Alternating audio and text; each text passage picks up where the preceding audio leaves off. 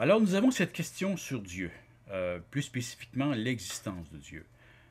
Dans un sens, c'est une question qui est très difficile à cerner, car nous sommes tous des athées au sujet de la plupart des dieux qui ont existé dans le passé, que ce soit les dieux romains, les dieux grecs ou les dieux païens. Mais les croyants dépeignent leur Dieu comme l'ultime vérité, à laquelle il faut absolument croire, malgré que la définition de Dieu peut varier d'une religion à l'autre. Pour un humaniste, on n'a presque pas le choix de parler de Dieu parce que c'est le contexte dans lequel nous nous trouvons. Pour un croyant, Dieu, c'est le summum de tout. C'est le summum de la morale, le summum de la vérité. Mais pour un humaniste, c'est presque l'ultime distraction. Parce que selon nous, cela nous éloigne de notre nature humaine, de notre éthique humaine. Alors que selon les croyants, on doit s'appuyer sur cette chose inconnue et invisible, ce qui, à notre avis, est très problématique. C'est exact. Il y a deux facettes à cette question. D'abord, il y a la question de l'existence même de Dieu. C'est clair que nous ne croyons pas que Dieu existe. Il y a beaucoup d'excellents arguments contre l'existence de Dieu. Non seulement il n'y a aucune preuve que Dieu existe, il y a aussi le fait que, comme le mentionnait le philosophe grec Xénophane, tous les dieux qui ont jamais existé, coïncidence, ressemblaient à ceux qui les ont inventés. C'est une autre preuve que les dieux n'existent pas, mais sont une invention humaine.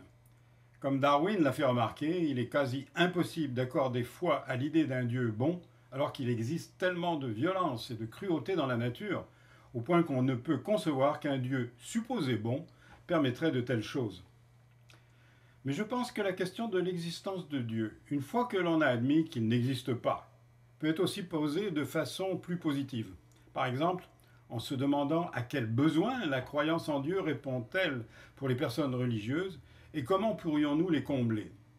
Amenée sous cet angle, la question est plus intéressante, je crois. Pour revenir à Xénophane, ce qu'il dit finalement, c'est que différentes cultures ont créé différents dieux à leur image.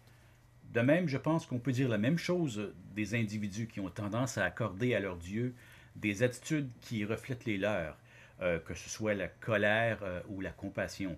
Leur Dieu est en fait une image d'eux-mêmes, de ce qui est bon et mauvais dans cette personne.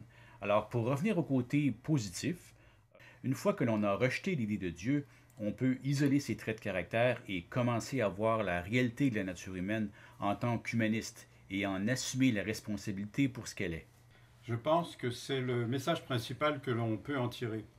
Au fond, cela renforce l'idée qu'il est nécessaire de parler de la question de l'existence de Dieu.